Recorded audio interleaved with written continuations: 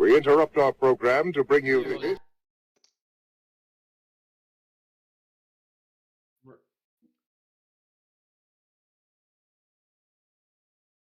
Oh man! Welcome to the Destiny Show.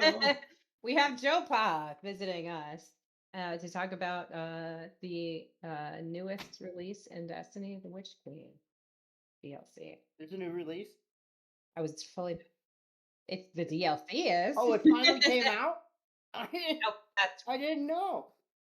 This guy. I was totally unprepared for that. Yeah, no kidding.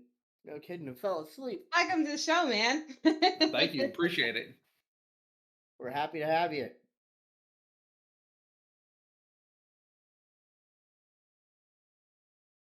Yes. We'll do it live. Yeah. Yeah. Pretty much what always happens, yeah. Yeah, now we know. It's like stage fright. All right, quick poll for the group. We already know that Ryan is a big goose egg. How many of the full campaign, how many characters have you completed full campaign? I have one full and one like 90% done. I have one full and in many different times helping other people. And how many were and I take it we're talking legend for everyone. Nobody decided to go, put on the training wheels, right? No. Legend. Oh no, I didn't go legend. You didn't go legend, just normal. No, I didn't. Yeah, it was because I was playing solo. Nobody wanted to play with me. I heard it's actually, this is what a lot of people in my clan are saying. It's actually easier when you do it with just yourself. Because legend solo is easier than legend with 2 or 3 people. The scaling on it and then not being able to make a mistake is kind of crazy. It's easier. It just feels easier to stay alive when you're only worrying about yourself. When you're kind of working as a team, sometimes if one person keeps dying and you only have the one res token, it can be a nightmare. Yeah. Yep, it makes sense.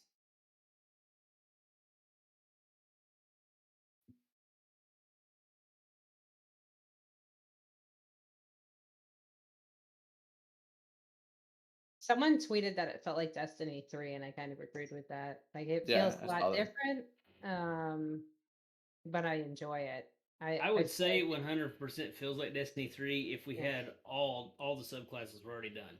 Mm-hmm. Since we still have 2 left behind, we still have a half, a connector. I feel like though that's why I'm excited about this year, because the other 2 are coming. So now knowing how good Void 3.0 feels, knowing that Arc 3.0 is coming, knowing that Solar 3.0 is coming, it has me stoked for the rest of the year, because not only that, but we know there's a dungeon or a raid every season.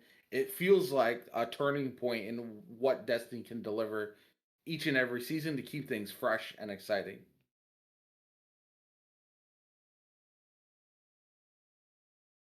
No, it'll probably be either next season, or if it's not next season, then it would be the following 2 back-to-back, because they did say it'd be this year and there's going to be 4 seasons. So I know there's a lot of play testing going on, but I think I think they probably are waiting to see how this thing rolls out. If it's broken, or if it's if it's exactly what we're looking for. I think it's I think the biggest part of it for me was the campaign was so intuitive. I mean, there was so much to it, and then with the side quest on top of it, and it's going to continue to go. There's like more than one. It seems to be more than one seasonal event related around it, because you got the Wellspring, then you have the reflections. I don't know if those will end, but I mean, but it looks like it's going to be a weekly thing based on like how when you hover over it that it's going to be a rotating thing. So I think it's like they're putting a lot of weekly stuff to do, because it's going to be a grind. I mean, I think that there's got to be a lot of stuff to be found, because of course you get to the deep sites, you find all those things related to deep sites, but I feel like the sheer size of the throne world has got to have so much more content attached, is what it feels like to me. You look at the changes they made, right? So we get Void 3.0 and crafting. Those are things that you can sink hours into, learning how to, like, what builds to make, learning what weapons you want to craft, how you want to craft them. Then you've got the changes to the campaign, which are huge and allows replayability with the campaign in a way we haven't seen in a long time. And then furthermore, you got the exploration, like Boop was saying, and all of it I think combines to show that there's going to be a lot of things to check out in Destiny. Whereas in the past, like, we've had the seasons that have been attached to the DLC that have been pretty subpar, right? So the seasons that go along with it, we saw Season of Hunt. If you remember that, the activity itself was like 3 minutes long, and now we have like the PsyOps Battleground, which is significantly better. The story of the season on top of the DLC. So I think it's all combining to be like kind of the perfect storm of uh, having content now, but also making you excited for the future as we get more weapons to craft, as we get Arc and Solar 2 or 3.0, and as they expand upon the things that they've already been doing with the campaign. And then the side quest, well, even the mini quest with getting materials for the guns. I mean, even on top of that, but now you could just craft. Eventually, I mean, you'll be able to craft anything, but I would think I would have thought, all right, my vault space is going to go down. No, god damn it. So now I've just got to eliminate other things I thought I wanted to keep, and now I'm more confused than ever. Well, okay, so there were some things that I got, I saved back some trials Ingrams and then, opened them up. So after the season started, so I already got the new trial scout, which it's pretty cool. I thought they were going to eliminate that. Nope. That you can do it for Iron Banner too, yeah. Yeah, I didn't save any Iron Banners back, but I got the another Reed's Regret, the linear fusion rifle, but this one, it's got 3 additional perks in the final column. It's got the extra stuff. They didn't automatically retrofit those to all the old weapons. So, I mean, it was a no-brainer. Just delete the old one, pull in the new one. Yeah. And that was my new one going forward until, end up getting something different if I want something different.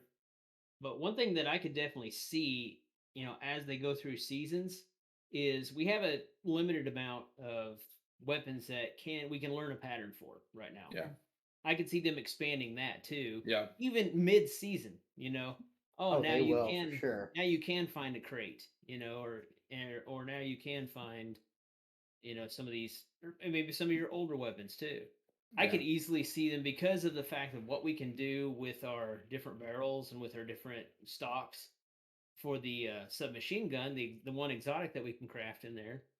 I could see them doing that same thing for retrofitting it for Dead Man's Tale, for Hawk Moon, the other 2 that we had random rolls on. So you could craft them or change them up.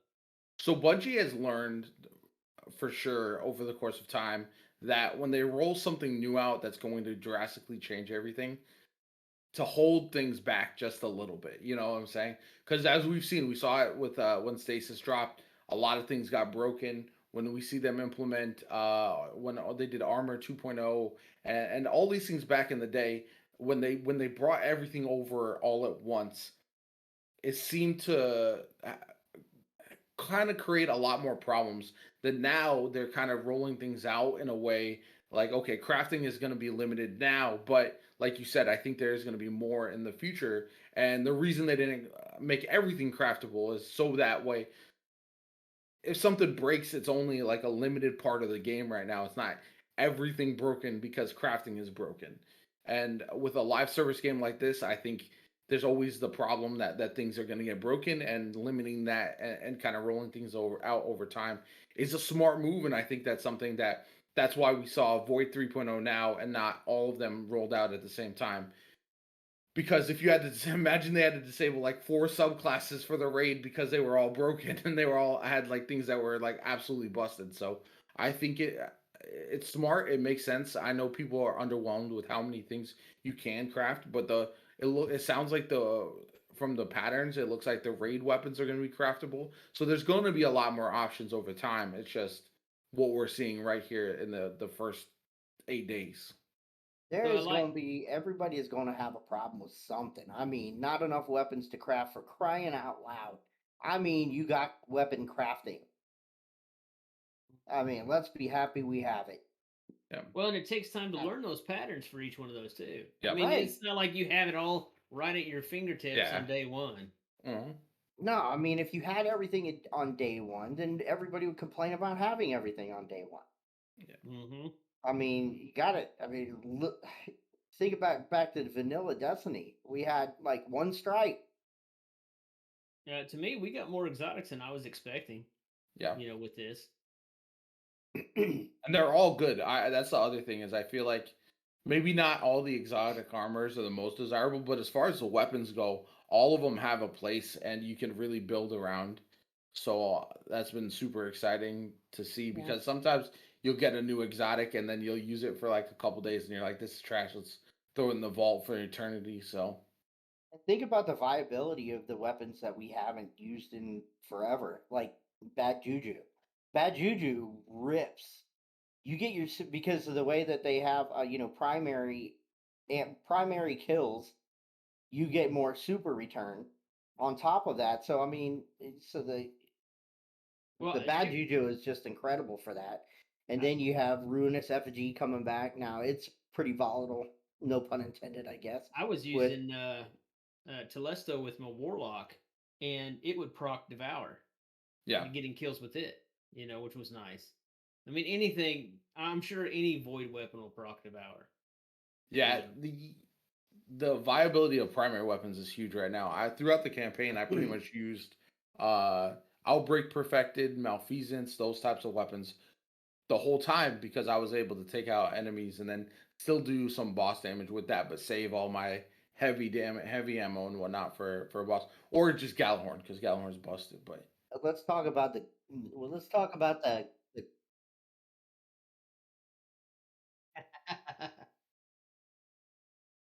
Yeah, you literally have to just cut in. Listening, I'm agreeing with everything. Oh, my brother's in chat now. He's gonna come say something stupid.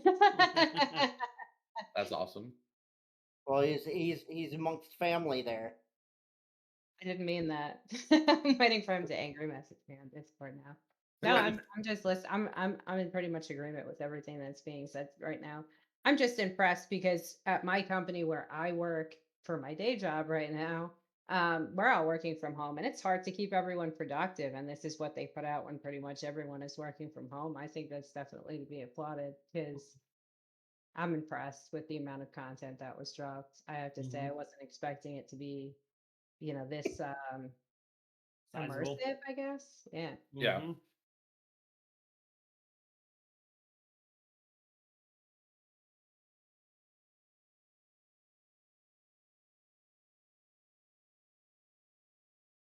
Feels It's bigger. got to be bigger. Yeah. Yeah.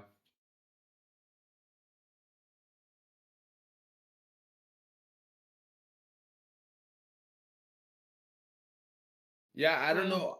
I see that it's hard to tell because Forsaken had Dreaming City and the Tangled Shore. So it was like two locations added together. It might be larger that way, but I feel like with the amount of it's hard to say because with like the reworks to the subclasses with crafting with everything they've done, it feels bigger because there's just more to chase and more to learn, more to work with, and I think that's why it feels so much more impressive at Has times. anyone done Now, a comparison with the other I haven't seen anything. no. I mean, yeah. Yeah. If that's possible. They have creatively reused some spaces though, because like there was that one mission way back from the Forsaken campaign where you went back to go find the shard that dropped in the EDZ, and you went through one portal, another portal, another portal. Oh yeah. Well, that is now one of the PsyOps battlegrounds, right? Yes, it's in the haunted forest, and that is one of my favorite places ever in Destiny. And they they expanded it, they pushed it. We have a whole new little section of Europa with that one mission. However, one thing that I found was funny, if you look at your map while you're in there, it shows you're on the throne world. It doesn't show you're on Europa. Yeah. But But yeah, There's I mean, they also a create. reused old mission of on Mars too. Yeah, yeah, for the new exotic. Man, Mm-hmm. that mission was a bitch.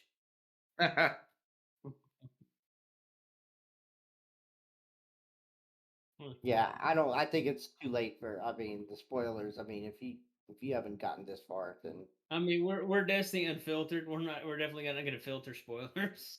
I mean, we're not data mining anything, but I mean, there's still a lot more to grow with this thing too. Okay, we're not data mining anything, but whenever they put the tray out with the cookies on it before dinner's ready, it's if it's there, we're gonna grab them. Yeah, for sure. Whenever the I was on whenever the uh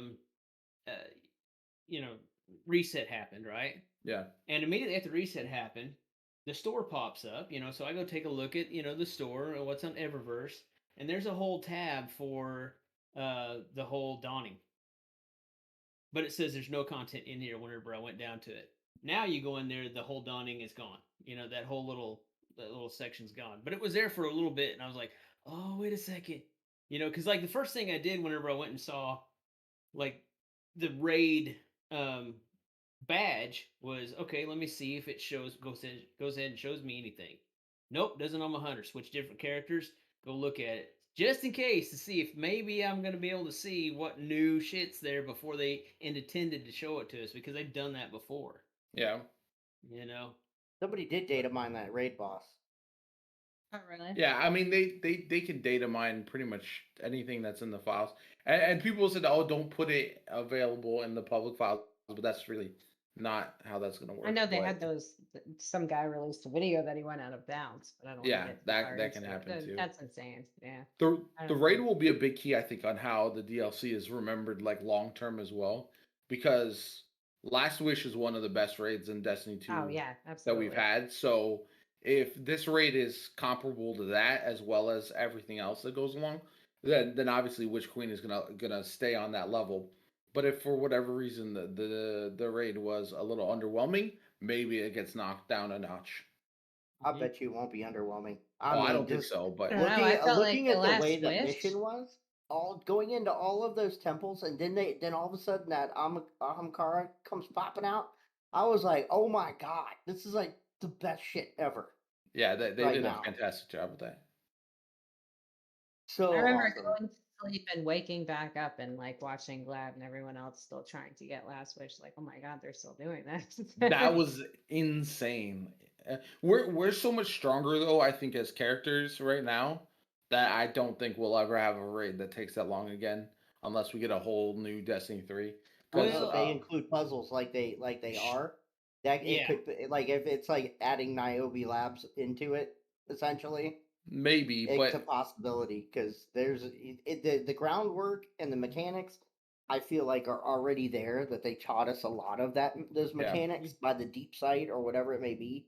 So I mean, if you're doing things like deep sighting those runes to do puzzles, it could be. I think there's a lot of room for the a lot of problem mechanics differently. with the puzzles is always going to be you're going to have literally hundreds of thousands of people in every one of their chats who are all trying to figure it out at the same time, and there's just so many people doing that I think that's what makes it a little bit difficult to say that, like, even if they come up with a super clever puzzle, someone's gonna figure it out fairly quickly, and it's not I gonna be don't the power know. level that keeps people back. Remember when we were trying to run through that thing with Saint? That mission was Saint. I forgot what it was called, the Confluence of Time or whatever it was. That was And different though. You and literally people were creating like spreadsheets and Google documents, and I mean this thing was going on for like 3 days. that was a community thing though. Yeah. I mean, it was 100% community.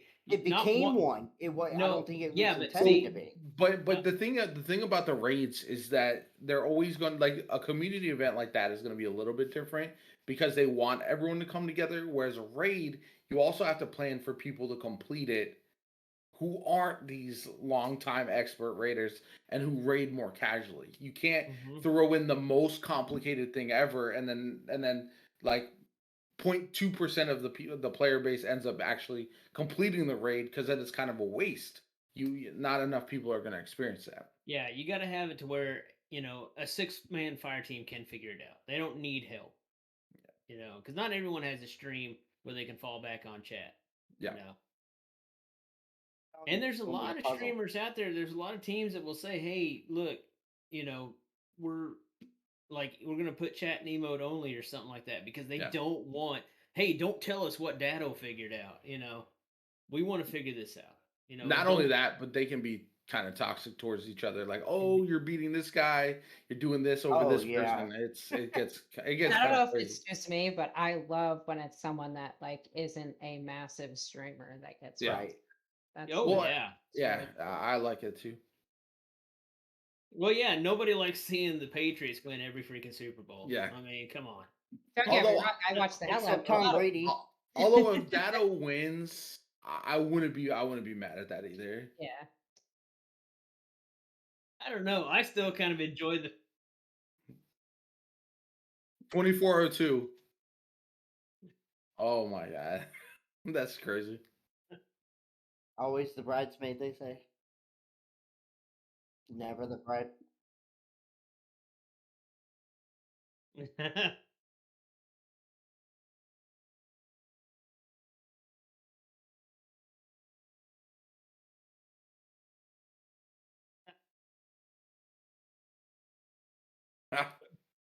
I don't know. He said we. You mean you? I mean, I would pay for it. If you do it in 7 minutes, I mean, listen. Well, you know how people were doing that, World Line Zero shooting past shit on, they cut that shit out. Laz will figure out a way to load himself into the parasite gun, shoot him all the way to the end boss. Shoot himself to the end boss and kill him. I'm going to tell you, that'll probably play a big part in that because that thing is powerful. When you get like worm times 24, it is like, it'll delete a boss. Absolutely delete a boss. The hard part will be if the damage phase has enough ads for everybody to get it ramped up. That's somebody will find a way, they'll solo it. Well, yeah, I mean, it'll be easier to get all those ad kills if you only have like 2 to 3 people. Whereas if you have a full 6-man team running it, it's going to be near impossible to get everybody times 10.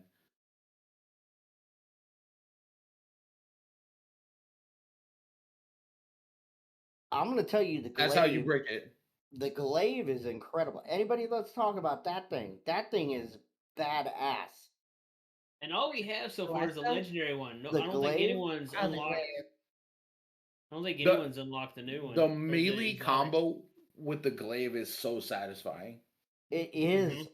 Mm-hmm. I feel like it feels cool to use, but I might get a lot of disagreement with this. I feel like everybody is trying to use it for everything right now. Yeah, of course. Because it's really viable for everything from long distance shot to up close, especially with suppression. Oh my god, it's ridiculous. I mean, it's like you go into Gambit and you're like you boop and then you glaive and it's like it'll take a chunk off. It's the new hot thing. I do think it's the new hotness. Yeah, we'll see because I mean once we get more glaives like with different perks and stuff, we'll see how that all shakes out. But I'm with you on that. There are times where so one of the buddies I was running the legendary campaign with was running the glaive for a little bit, and it was I was like the amount of times he was doing his little combo and he got sniped and killed, and I was just like, take it off right now. I know you're having a blast with it, but this is not the time. He didn't have any of the artifact mods unlocked or anything like that, so I was like, nah, this is not it. Just focus on staying alive. We'll mess with the glaive later. Just stay alive. We'll play with it. Yeah. Well, and I will say that weapon crafting, leveling it up so you can modify it, so you can reshape it and add the better perks helps tremendously. Because the default, the reload is ass, man. On the base version of it, and that's why you put Grave Robber and Unrelenting on there. Yeah, that is bad. You get in the middle of ads and you just start meleeing them and you start reloading and you start suppressing them. Is great too. Yeah. But for those, what are they? The Ascendant perks or the The enhanced perks. The enhanced perks, yeah. Since you gotta dump an ascendant alloy into it or alloy. A what? Since you have to dump an ascendant alloy into Is it. that like aluminium? Yes. No, he said Aloy from Horizon Zero Dawn. Yes, I did. Horizon Zero Dawn has forever ruined me on alloy, as it's always Aloy. Yeah. But I don't live in Minnesota, so it's all weird.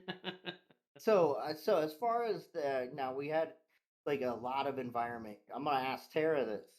Yes. What did you think of the story? Oh, I thought it was great. And everything was By the so way, creative. spoiler warnings. We're not going to hold anything back. Go ahead. I would just like to say Mars attacks, and I'm going to leave it there. Yeah. But yeah, Megamind. I didn't think of that. Yeah. But yeah, no, Oh, I you thought talking the about story at the was very great. end? Yeah, the witness with the big eyes. See, I was thinking more along the lines of, oh man, these guys, they're saying, oh, this is the fucking Grays, man. They're trying to tell us something about that shit, you know? Yeah. I loved when Zavala flipped his shit. He said she was dead. Our greatest enemy was dead, and he punches that desk, and Icor is like, "What?" Like it was great. That was a great scene. Like seeing Zavala get pissed. The only criticism I would have from that scene is I wanted more from Saint, Shax, Anna. You know what I'm saying? I wanted them to chime in with some things as well, because I feel like there was an opportunity there just to have them voice some frustration or some anger or add a little bit to that instead of just being like kind of background characters. But the reveal at the end, this is the first time we're really getting a look at something very, very different from anything we've seen in Destiny before, and that has me stoked. Oh yeah, I mean, just the fact of like what's behind the Traveler, and like the Traveler was actually there. Like they were tricked, and that was a great twist. That the Traveler was actually there to save them, and they totally just got blindsided with the trick. Yeah, they got bamboozled. And then the Traveler revives her, and that's like, oh damn. I do love the theme of the darkness, on the pyramid ship with the witness at the end. The whole theme of, this is a game of chess between the light and the dark. Yeah. It's got all those chess pieces all throughout the whole damn thing. In fact, in the relic on Mars, on those two back corners before you go into the shooting range, there's some of those chess pieces and whatnot. I mean, yeah, I like that whole atmosphere. Yeah, there was even an Aztec feel. Like there was like a certain part of that pyramid you went through, and it was like Aztec pyramids is what it looked like. Mm-hmm. It was like really freaking cool. Like a whole aesthetic in different types of like human past. Yeah. Yeah, I definitely got that vibe from like everything. Like not only did they make like certain areas prettier with all the like foliage and whatnot, then they have the darker areas. Like everything just looks really nice. It's like you said, aesthetically pleasing to look at. One of the I don't know if you guys have played through the seasonal story today already, but one of the things they're really doing is playing into the not everything is so black and white aspect of it as well. And so like obviously the Traveler giving Savathun the light is one thing. But like once you play through that as a seasonal story, you're like, am I the villain? Are we really the good guys here? And that question mark is something that I think is starting to pop up a lot more. And we get allies from the Cabal and allies from the Elixir, the Fallen. And it's leading to a lot more questions, a lot more gray area than we've ever had before. And I think that's way better storytelling than just we're the good guys, we swoop in, we save the world, boom, done, moving on to the next big bad. Whereas now it's like, am I team Saladin? Am I team Crow? Do I want to side? Who am I siding with here? Who do I think should come out on top? And I think that's going to be something to watch for, and I'm very excited about going forward. I embraced the darkness a long time ago. Yeah, I'm Whenever kind of. Drifter showed up. So. Well, I want to know. I want to know, like, the Cabal are the greatest, like, break and entry, race of characters, because I mean they break into the pyramid and they set up shop. Like, I mean, they totally like rearranged and redecorated everything, and they've got everything set up. They've already got technology um that could Suppressing. that suppresses the power of the damn pyramid. I'm like, they broke into every goddamn thing. Like, they could break into your mind. They Yeah, just, I mean, they just, the scions. yeah. I mean, it's like absolutely crazy.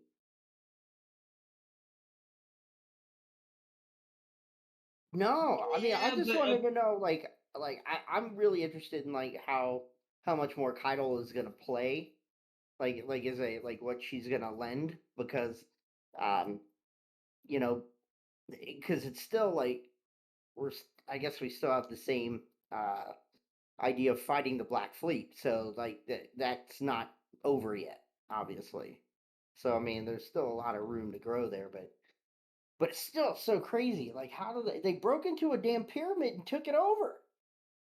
We need a Kaido Zavala ceremonial wedding at some point. Oh my god. Yeah, I agree. you just I know what see their kids would look like. you see Zavala you see Zavala stumble out all disheveled, stumble out of his office, and Kaido walks out behind him with a grin. It's like, yeah. And how about giving the worms personalities? I I don't. mean, the worm had a hilarious personality. I mean, he's sarcastic for He's a being. dick. He He is. is, but I he's still, he's sarcastic as shit. I still think it. He I was still tearing yeah. Mara. He was tearing Mara down, like, but I Yeah. still he think it deserved was it. it was really funny, like with some of Finch's lines. Like you just walk up there. If you're standing around there for a little bit, you'll hear him say, "Yeah, don't bother him. He had a tough time dying and all. We'll just let him rest there." He's talking about his dead, Yeah. hive guardian. Yeah. And I feel like they missed a golden opportunity. Like if you go over there and teabag on that dead corpse, he should say, "Oh, come on, man, really?" Just drop in something like that, something Yeah. that interacts with it. Yeah. But now everybody loves Finch, though. Like it's another lovable character. I mean, because now where's Glint? Now it's all about Flint. Are they related? Finch. Finch. Finch and No, Glint. no, not at all. I don't know, but Amaru, man, that guy, he just sounds like a douche. Man. Oh my god! I was like, Yeah, yeah, he's like that's his her ghost. I wonder if we're gonna eventually get a crush on Maru too, because like, the fact that he's the one that escaped, and we'll see if he's involved in future stuff. But See, he yeah, can always bring back though. He can always resurrect her at any time. Still, yeah, Can he? that was weird that he just bailed on her like that. But unless she gave him instructions to. one last trick. My If son. if they kill me, I need you to wrap it out of here so you can, res me later. Oh, she'll come back, or have something to do with, because I mean, there was a line about I did one of those reflection things, and I went, and she says, and it was like a game of truth or lies, and she made 4 statements, and one of Two them was truths and about, 2 lies. yeah, and she made one statement about the Taken King is coming back. Yeah. But I didn't complete it. For some reason, it didn't complete it, so I had to do it all over again, and it was a whole different set of a whole different set of questions. Not even questions, but a whole different interaction. Yeah. So it's really interesting that they talk about that, because if they're going to bring back a legacy raid, it could be that, and we see a lot of stuff happening here. The Taken King could come back. I mean, I don't think it's They've I don't think also it's going to be impossible. teased Callus coming back as well. Yeah. With some of the Yeah. interactions with Keitel. So there's a lot of opportunity, and I feel like that's one of the things that in the past Destiny has kind of missed on a little bit. Is there's so many rich characters in the universe, and then every year it seems like a couple get the spotlight, and others are like Ikora was missing for a long time, or these other characters that are awesome NPCs that even if it's just like, okay, this is what they're doing, this is where they're at, like just little hints and things like that, I think that could go a long way towards making it feel like, okay, the universe is a lot bigger than just what conflict we're dealing with right now. Oh, that was even in last season, because Mara said that there are bigger and scarier things than what you see right now in the universe.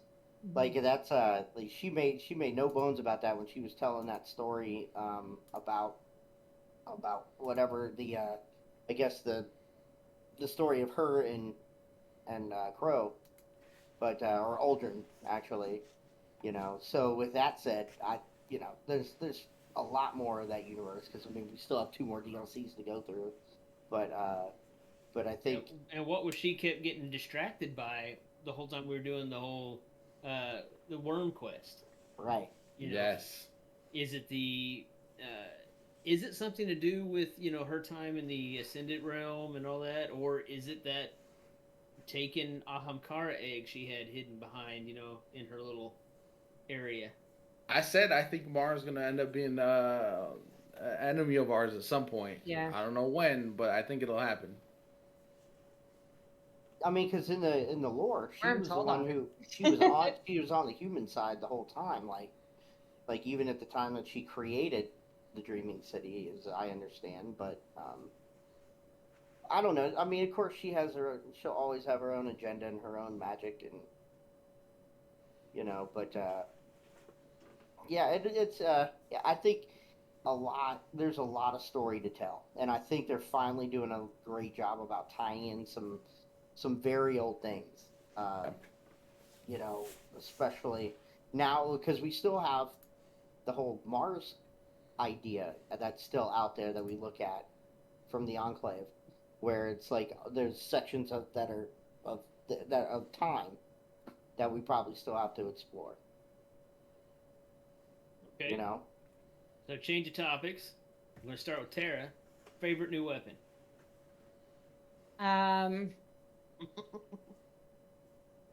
Honestly, right now, Osteo, just because it's so damn fun to use, dude. Yeah. PvP, PvE, I don't care. It's just super fun to use. Okay. Everyone else chime in. For me, I just got it, but Dead Messenger is amazing. I've been using it a lot. I use it in PvP, PvE, everything, and I've been loving that. And then the glaive has obviously been just so much fun to use, especially if I'm just running around the world, knowing that I don't have to use any ammo and I can just stab things to my heart's content. It's perfect. So. Yeah, I like the glaive, and I like all the weapons with that have headstone now. Because I mean, I went through using the using that machine gun with headstone, and I mean, like that whole row of ads, it was like freaking Europa. Yeah, crate with headstone. A lot of them are really good. Well, and crate. So yeah, that's the other thing. Crate, you can get headstone on crate. Subsistence and headstone, it's immaculate. Oh, yeah. Okay, yes. But so it had any of those Vice weapons have a built-in subsistence, too. Yeah. I mean, you can literally. So actually, I prefer, instead of subsistence, overflow, and then the Vice, option when you're dealing with a bunch of trash mobs. It's like, holy shit, man! This thing never runs out of ammo. Yeah. Oh, and they got chain reaction now on with stasis. On the rocket launcher. That is great.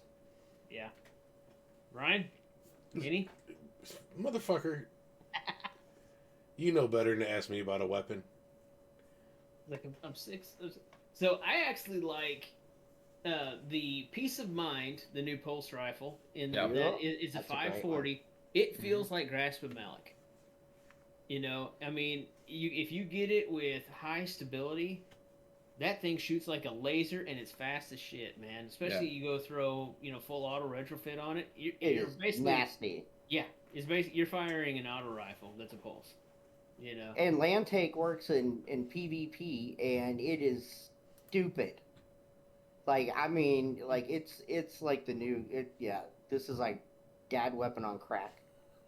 Mm-hmm. Dad weapon? Why is it going to be a dad weapon?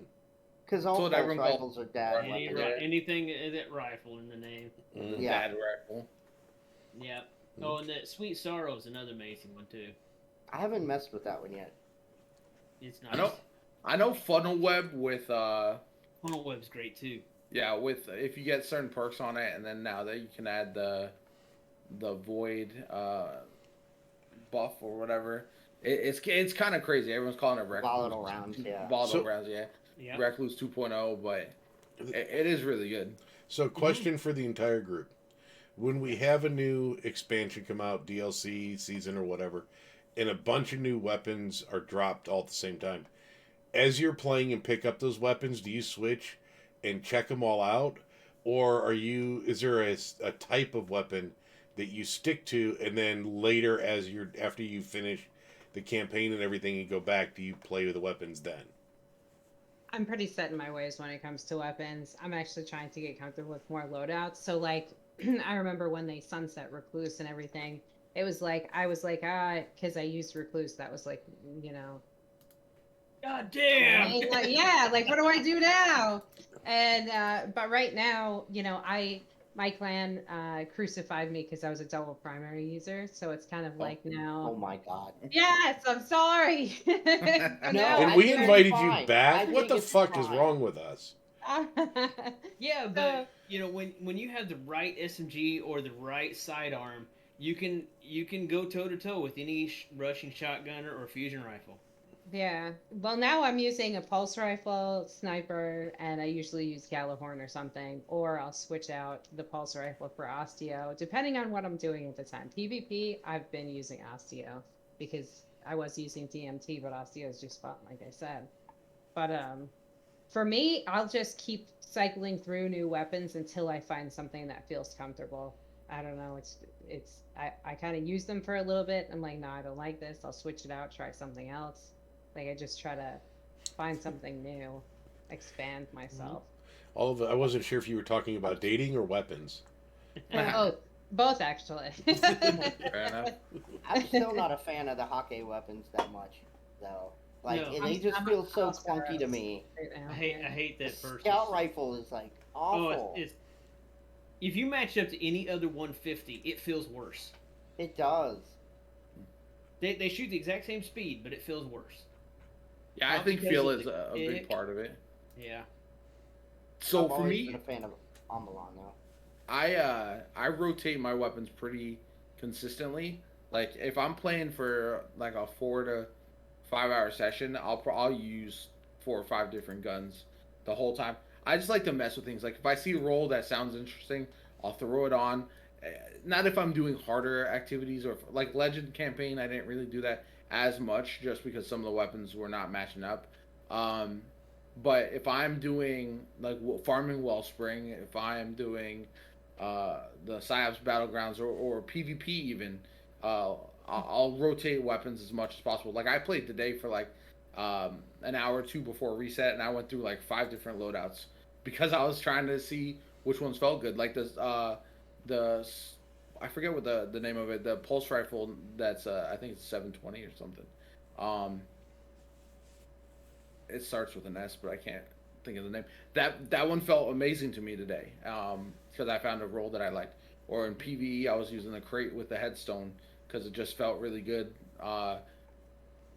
And so I mess with loadouts pretty much constantly because I get bored so easily. If I use the same thing for more than an hour, I'm like over it.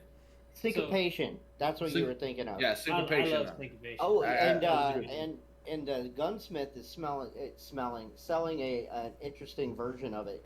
It has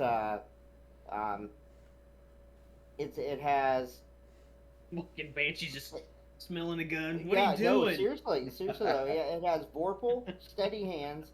It has it has ricochet rounds, and a range finder. I mean, sorry, and a range masterwork. That's pretty decent. That's a decent roll right there. It's a good pulse. I definitely like it. So, for me, normally, I'll try out new guns, but yeah, I'm a creature of habit. I go with the ones that I'm comfortable with, I'm used to. Unless I have a bounty where I got to do this, I got to do that, then I'll throw one on. As soon as I'm done with the bounty, it's off. So, and when it comes to new perks, if I read the perk and it sounds a little bit too all these special factors to pull it off, I don't even fuck with it. I don't. Oh, great! Behind cover, crouched. While you're shooting them in the back. It's attacks from the backside make you. But it's stuff like I don't mess with it. I'm like, all right, well, if I can't just use it, run and gun, whatever, I'm done.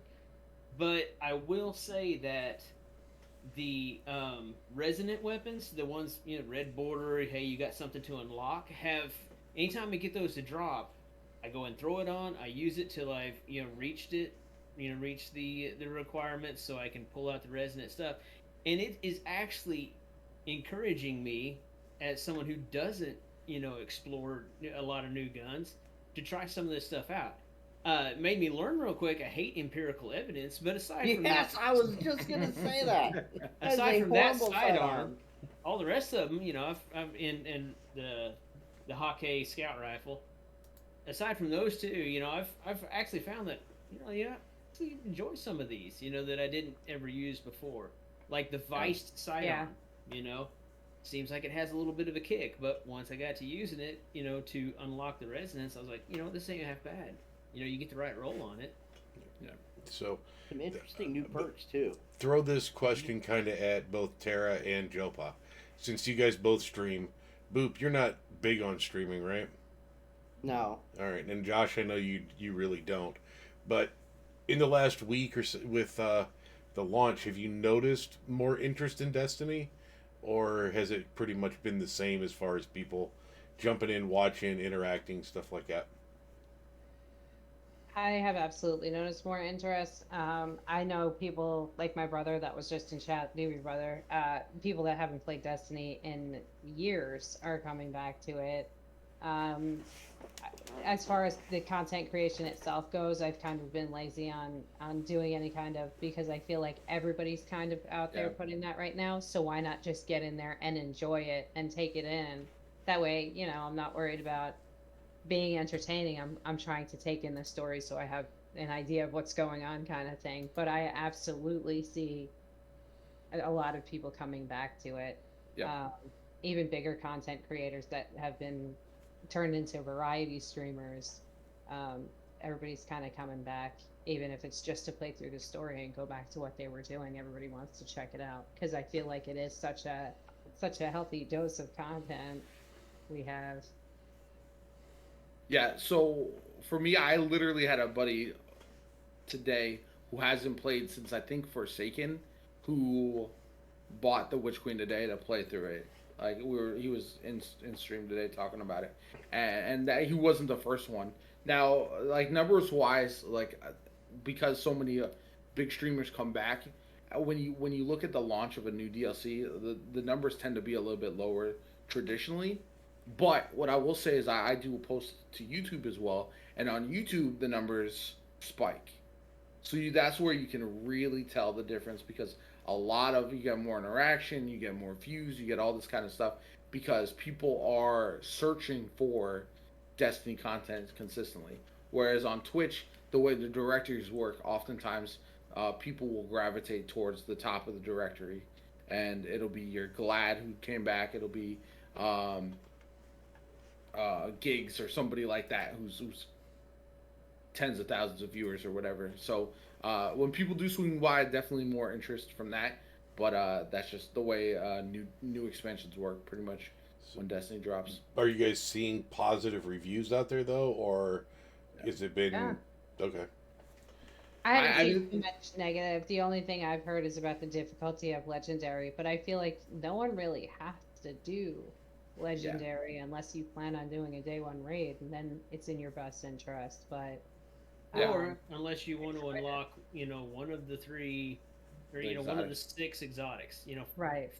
Go ahead and knock those out for each character, so that way you've got one less to have to chase in the lost sectors. For any new player or returning player, I would definitely recommend playing the story on normal if you don't like harder content, or if you're just kind of getting your feet wet, getting back into the game, because you can enjoy the campaign and you can always replay it on legendary once you've done that, and you're kind of now more comfortable. You've got the gear that you really like, and now you can chase that exotic and also get other gear that you might want on the road. So legendary does seem very rewarding, but I do think it's not as mandatory as like people who only play Destiny or mainly play Destiny make it out to be. Fair enough.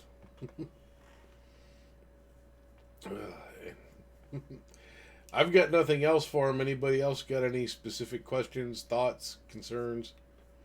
You got Tara. Yeah. Are you going to be doing the raid on Saturday? Do you have a team? This isn't an invite. I have no intention. I'm an alternate, and that's about it. I am not jumping in there. Josh put a ban on us. He said we're not allowed to play it. We're not allowed to play Destiny for the first 24 hours after the raid. I don't have a team, unfortunately, for this one. I haven't done a day one clear fully yet, but I have cleared some of the encounters, and I just love diving in there day one and just like experiencing it like firsthand. Yeah. But for this one, unfortunately, like my one buddy's working, another friend of mine who we normally do it is not available. He's like out of town, so the team that I normally have run with it. Your audio just. Whoop. Did we just freeze? And I might end up. Did everybody just freeze out for a second? Yeah. Yeah, I think Tara's gone. No, Tara's there. Okay. Tara's there. Okay.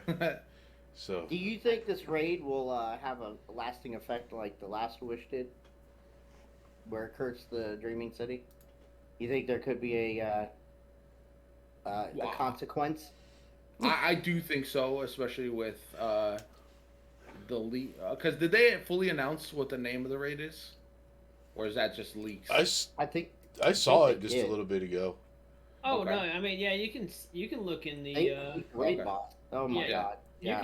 You can look on the badge. The badge says raid Vow of the Disciple. Yeah. So I think there's gonna be.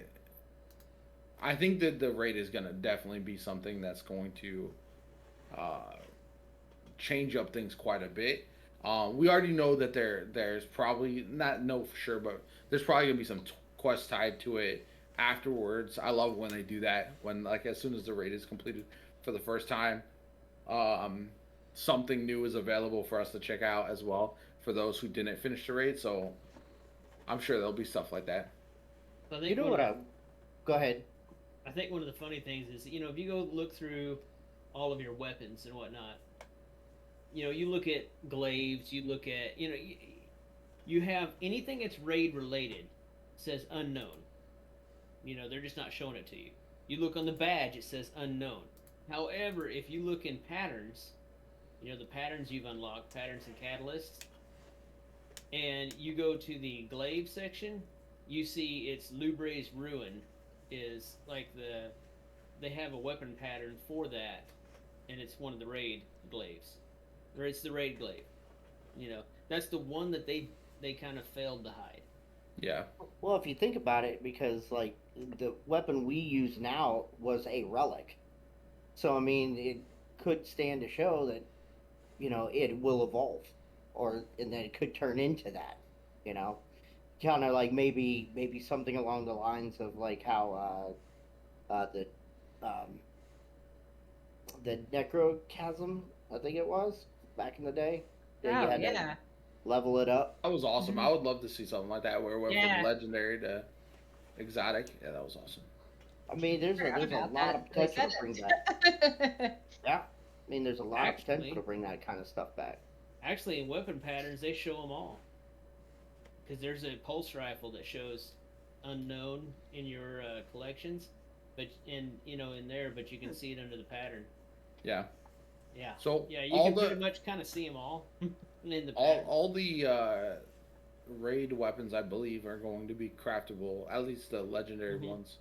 Yeah. Which is good. Although we haven't, the one thing that we haven't seen yet from that we saw in the trailer that I'm guessing maybe it's the exotic. I don't know. But we haven't seen the lightsaber looking sword. That's I don't know what if I you was guys. thinking. Yes. I We was have wondering not. if maybe that was the glaive that we saw. Like, I'm gonna have to go back and look at it. I was thinking about it when I had finished the story. I'm like, where's the lightsaber? Is that not the Iron Banner one? I don't know. I haven't looked at the Iron Banner The Iron sword. Banner glaive? No, it looked like a sword. Like looking at the trailer and some of the screenshots from the trailer, it looked like a two-handed, like a sword. I didn't see the long handle of the glaive or anything like that. How the fuck is it every week we talk about some version of Star Wars? It's popular. What do you mean? Just to make you angry.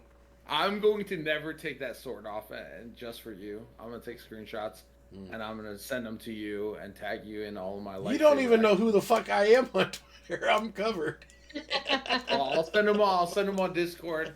I'll find you. He'll know who you are. Yeah, because you'll tell him.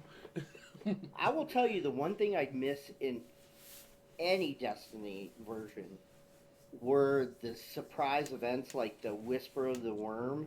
When I remember being at work and all of a sudden a buzz started happening, and they're like, you gotta get to IO. You gotta get to IO. You gotta wait. I don't know when it's happening. And then all of a sudden, like Twitter was on fire. They're like, what's happening? What's going on? I gotta get home. And then all of a sudden, then you've got this incredible mission, and it's only on the weekends, and it was just like, oh my god. Oh, I remember like Mir. Yes, son of a bitch. but that whole thing was like so intense. Like when you had those surprise events, and they've never really done something like that again, except for I think the last one was that Saint mission, kind of where it was like, oh my god, we got an opening, we got a puzzle to solve. What's happening? Yeah. It just came out of the blue. So, not an excuse, but I think that's a difficult thing to pull off. Work from home. That seems like a creative team sitting in a conference room, smoking something really fun, going, it'd be really cool. Let's send these fuckers they've down been back in the to cave. work, right? I'm just saying, for a content drop like this, where it started out work from home and they're cramming all this crap in and they're like revamping so many things. That's a hard thing to do. But if you're in the middle of like a season and you're going, what can we do? Yeah. Let's send them into the cave. That's what I think.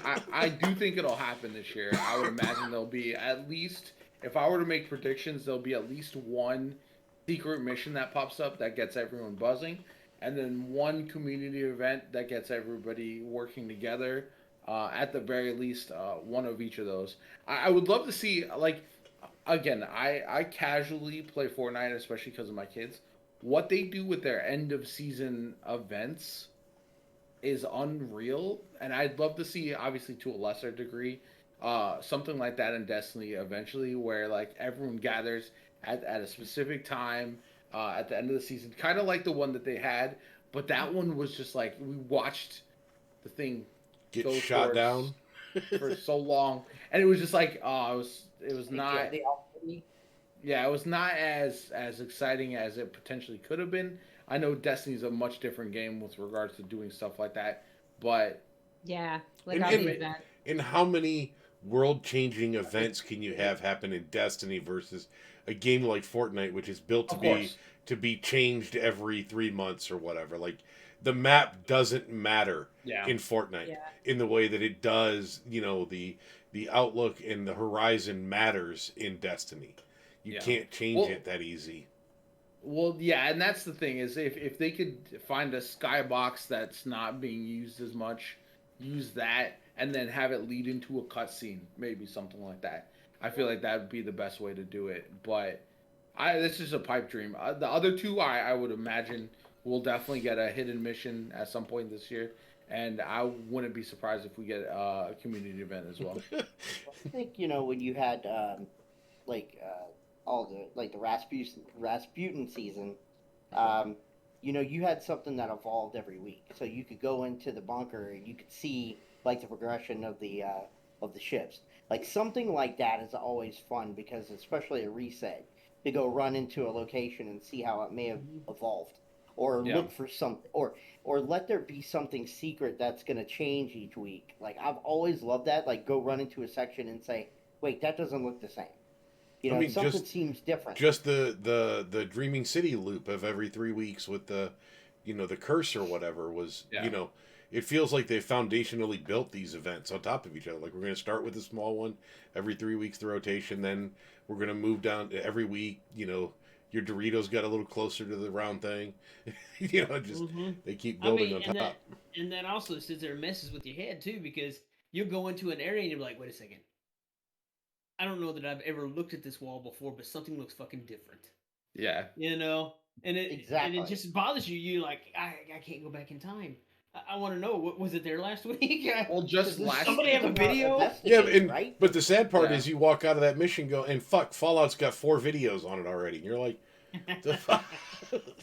So yeah, you need to go dark. Just last season, they had the bridge being built over the course of several weeks. It's just, unfortunately, that thing was built over a long ass period of time. That's because the season was so long. It was like that one motherfucker was like watching it every day and put out the time lapse video of it from day one to the end. Yeah, God, that was long. If you, it was like they had the construction crew on there where you had 20 Awoken standing around and one guy doing all the work. That's why it took so long to build it. Like Ohio roads. Talking about? So in the seasonal event last season, if you looked off in the distance, you could see the bridge being built towards the center, towards the exorcism event. I never noticed that. Yeah. So you could see it in the background, and then when you actually did the exorcism event and you went through, you traveled along the bridge that had been built. No shit. I never looked. Yep. 100%. I never looked either. Oh, because I stopped doing it. It was again. It was because the season was so long that I feel like a lot of people lost track of stuff like that. And it's not Bungie's fault, but it's just part of the problem with having a season like that. So why aren't those builders working on the old tower that's still smoking? Hell yeah! Yeah, I think they would be done by now. Well, because every time somebody goes over there to work on it, Trevor goes by. The same damn engine. The same engine in the tower. That's crazy.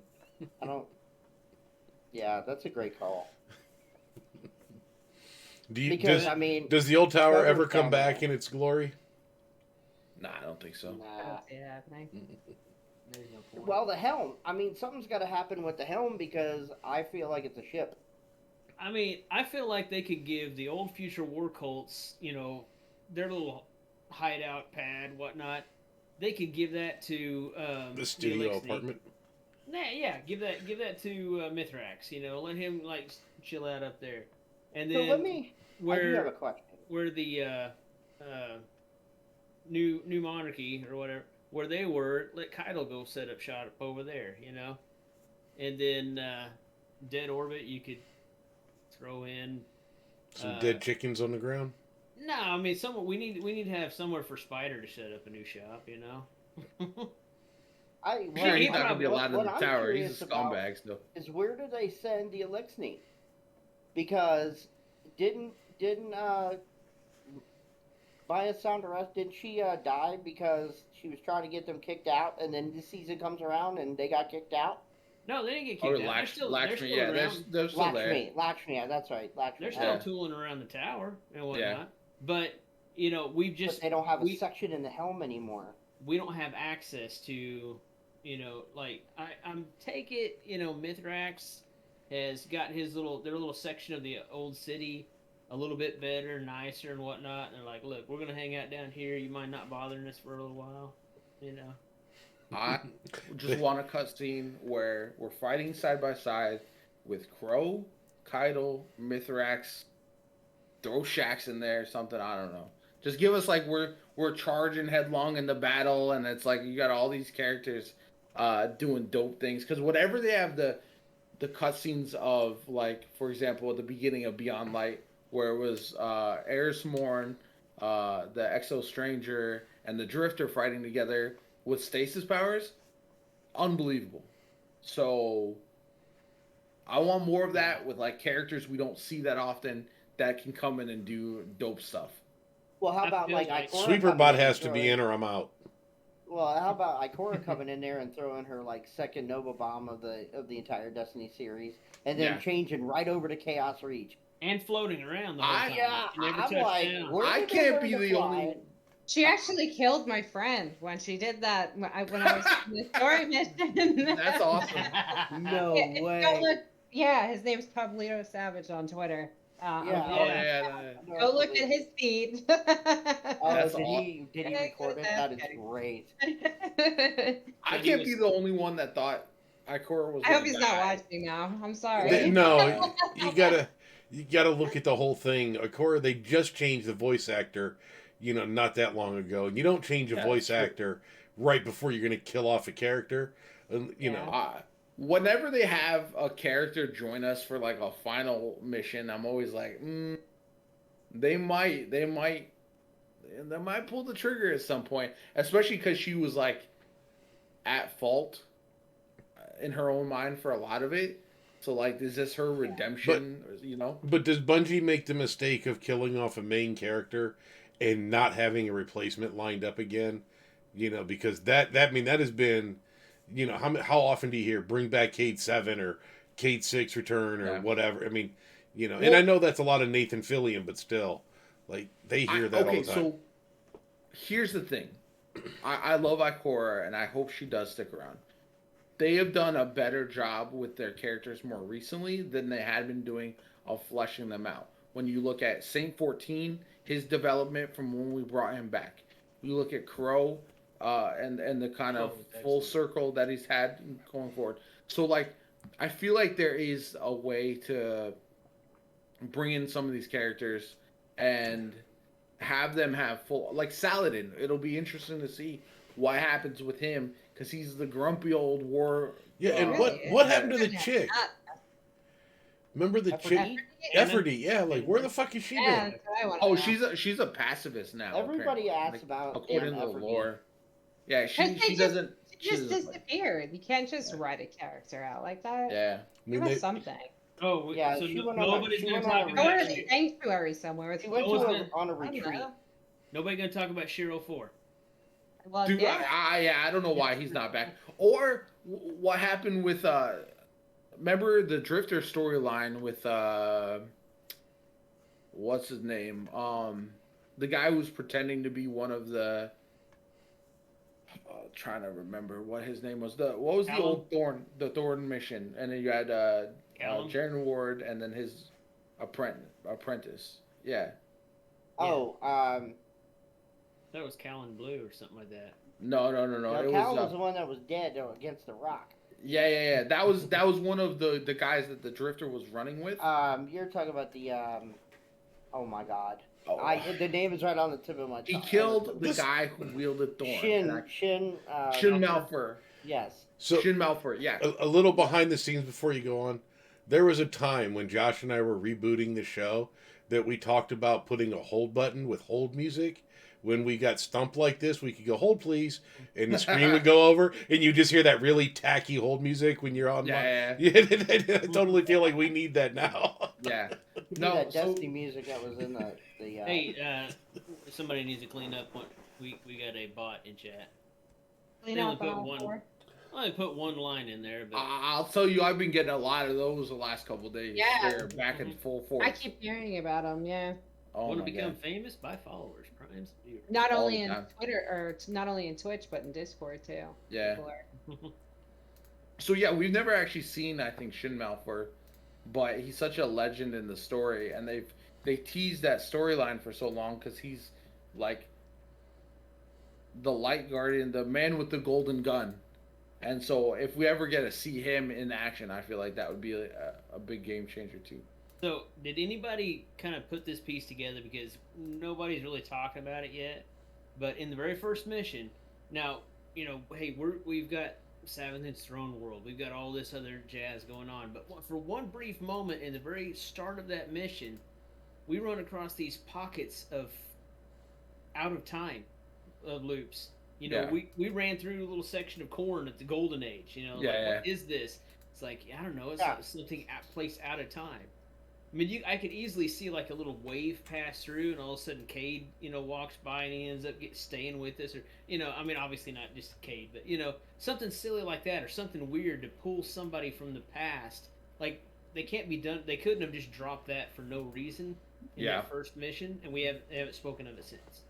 They have. They've spoken of it. It's like it's been in some of the when you go talk to Ikora. She's mentioned that about the pockets of the Golden that's Age. what they're investigating, and I think that's going to be eventually like kind of where we're going to be when we go and investigate stuff. I think we'll probably go down there. Like when because we had to go back and investigate, like the thing that would shoot us over to the throne world. So I think that there's they have to, they can't.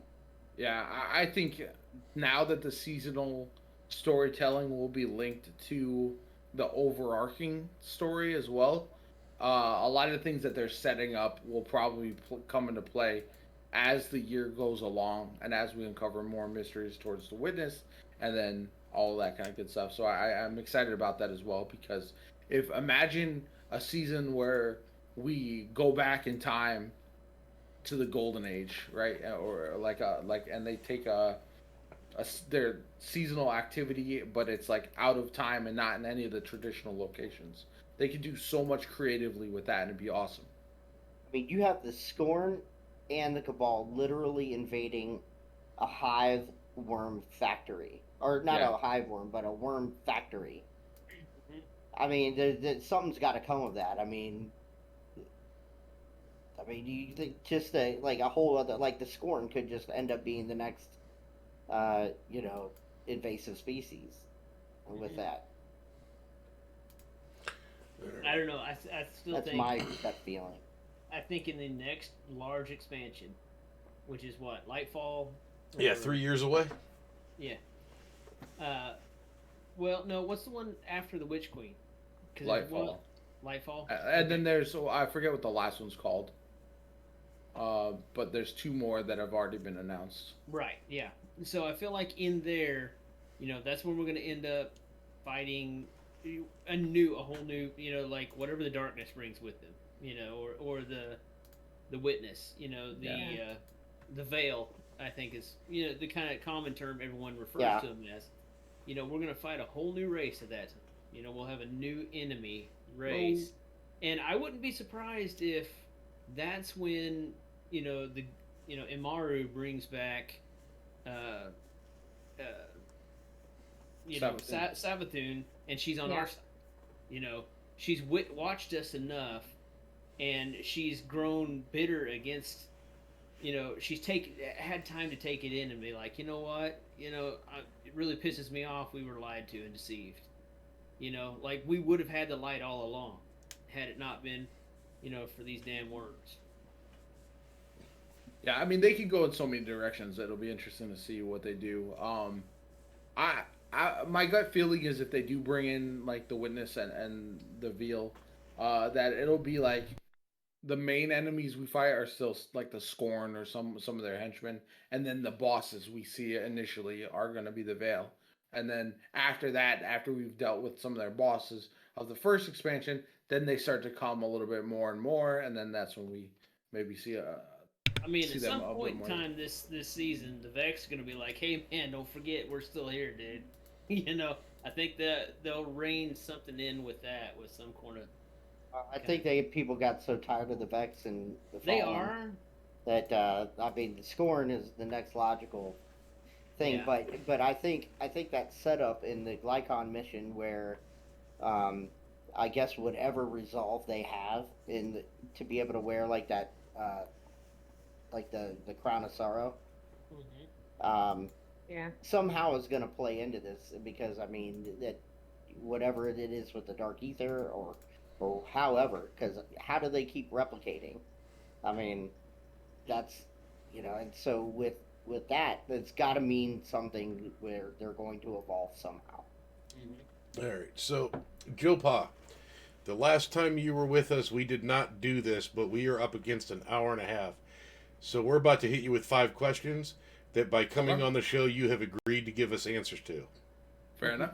All right. So this is what we call our wrap up. So so what's your favorite food, bud? Favorite food is ramen. Nice. What's in it? So I love a tonkatsu pork ramen, soft boiled egg, some noodles, some pork chatsu. I lived in Korea for 16 months when I was in the army, and I started having ramen, and it changed my life. Okay, so I was gonna say it's like the anime looking ramen. Oh yeah, it's the high. Yeah. I know a it's place the around stuff. here you have to slide in my DMs with it because I know we both live in the Tampa area. Oh, So- there is a place. Yeah, there's a place that's Yes. absolute fire. I'm just north of Tampa and there's nothing here. Okay, I will. Yeah, because every time we swing into Tampa, we 100% visit this place. It's fantastic. So what I'm hearing is it's not the ramen. It's every other food that they put in the ramen that you're like, But I'm in. the broth, but the broth of the ramen, it's like a 24-hour pork soaked broth that is unbelievable. Varies the rest of it's it, yeah. so good. Okay. Boop, your Ramen turn. Unfiltered. Boop, it's My turn? Yep, your turn. Yep. All right, Joe Pa, if you were to have your own G Fuel advanced supplement, and you could name it whatever you want and flavor it however you want, what would that be? What would you call it, and what would you put in it? All right, so The broth of the ramen. They always no. That'd be terrible. A fucking egg. So they little always pork in it. have like the name, so it'd be something probably like Jopa's Jam and Juice or something like that. And I feel like I would want like banana, but also Nice. so some melon of some sort, like kind of like a like I don't know if this would be non-alcoholic obviously, but I don't know if you guys have ever had like something like a jungle juice or something like that, where it's kind of like a mix of flavors. Like you put like Hawaiian punch in there, you put all that, all these like weird flavors, and that's what I would want. I would want like banana, fruit punch, maybe some melon in there. So- Just kind of a nice mix. We've been doing this for an Alright. hour and a half, and Tara just perked the fuck up. Because we're talking about the fun stuff now, food and booze. Yeah. I can see it be like pork broth. You'd be like, ah. I mean, pork broth. I would drink pork broth. Don't get it twisted. I don't know if it would come in powdered form very well though. It'd be in a can. Oh, Yeah. Joe Broth. Call it Joe Broth. So, Yeah. all right, Josh, your turn. All right. So if you could have anyone voice your ghost, living, dead, whatever, who would it be? Like you could swap out voice actors. Anyone voicing my ghost, I would have to say, probably Chris Hemsworth. I feel like that would be lit. Just the Australian accent would really be kind of sick. Someone like that, or like, if it was a mean ghost, it'd be Gordon Ramsay. Just somebody yelling at me the whole time. Yeah. If my ghost called me a donkey, I would flip my shit. You're an idiot sandwich. That'd be awesome. Like, be a little bit mean to me. I don't care. I said go open Be that good. fucking door. I can see that emote. All right, Joe Pa. What is believe your it's very... No, you get the last one, dear. Oh, sorry. Yeah, ladies last this time around. Fair enough. So you chose it, not us. What is your very first gaming memory? Okay, very first gaming memory was so I was playing on the original Sega Genesis, and I was playing Mortal Kombat, and I had just learned. I like when I first started playing, I was very bad at the game, but I just learned the blood code, and I was unsupervised. I was very young, and I was able to put this blood code in, and I was like, okay, I am the best. I have this little splatter of blood on my screen for the first time in a video game as a kid, and I was like, I'm in heaven. I'm Sub Zero. I'm doing all the freeze moves and everything like that. So I had played. I eventually played some Nintendo, but the Sega Genesis was the first console that I owned. So I didn't play Nintendo until after that. So, told my age a little bit, but it is what it is. Fair enough. All right, Tara. What is your favorite curse word? Hunt. It just, I mean, it Do I just, say I know, it? Do I not? Naturally, I guess it is. it just hits different. You know what I'm saying? Like you can say a lot of, especially here in America, like Yeah. you can say a lot of things, but when you are able to call someone a cunt, that's when you know you're really like driving the point home. So that's why I like it. A lot of other ones have kind of lost their value because people will say them casually all the time, so it's not as poignant. Or how about those ones where you're asking people, "Hey, what are all the cuss words?" and nobody remembers, like bastard. Oh yeah, Yeah. one.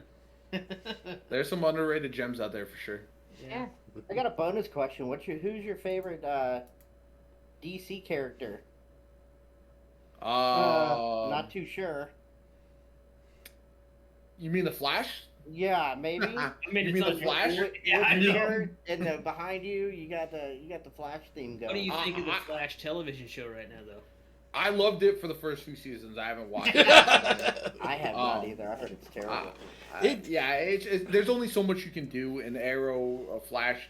Any TV show that has the same characters without it, like even non-superhero shows like Dexter, once you hit like 4 or 5 seasons, it's so hard to be like, how does this guy get in and out of trouble, stay alive, keep it interesting? It's basically impossible. That's why superheroes, it works better in short series like 3 seasons or so, or it works better as a movie just because you can build the tension and then end it, and then after a few sequels, that's about it. But I just like the Flash in the comics a lot, so I did like the show. Like I said, for the first, I was huge in the show for like. Josh had the 4 seasons. best line ever a few weeks ago about the Flash. He goes, "The last half of the season, they solved every case with the power of love."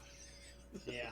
It's true. They did start doing that. Like the first few seasons were so good, and he was learning to be a hero, getting himself into trouble and doing dumb stuff. But like that's bound to happen when you're a young guy. First figuring out. Now he's 11. And then yeah, now he's a seasoned hero, and he's like, okay, what are we gonna do to jump the shark next? And it's too much. It's too much. I know. It's like, every villain now, it's like, all right, how can we love them and to stop fighting? Like the season he had a dog That's an anime problem, though. They got that for anime. Is like, I don't know if anyone here watches anime, but Naruto is like my favorite anime of all time, and that's what he does. He goes it's called the talk no jutsu, because he talks to the enemy. Eventually, they're like, oh, I'm not actually a bad guy. We're best friends now. It's like, all right, relax. That's not how this should end. I love it. Hadouken! So, any other final questions, thoughts, comments, whatever you want to throw at him before we let him go? I think we're good. Yeah. Tara, Josh. I don't think so. All right. So on that note, only because he won't say who the fuck is Destiny Unfiltered, or if he does, that means he's still watching us. We're gonna go raid Bo Solaris tonight, so hopefully he's actually playing Destiny. So, I would imagine Yes, this point. yeah. I would think so. Yeah, he's probably still lurking in our chat too. But Yeah, he's getting raid ready. Ah. I know he's doing the all right. So raid on Saturday. on that note, we're gonna go ahead and call it a night and go raid Bo. Right on. Bo's Nose Raids.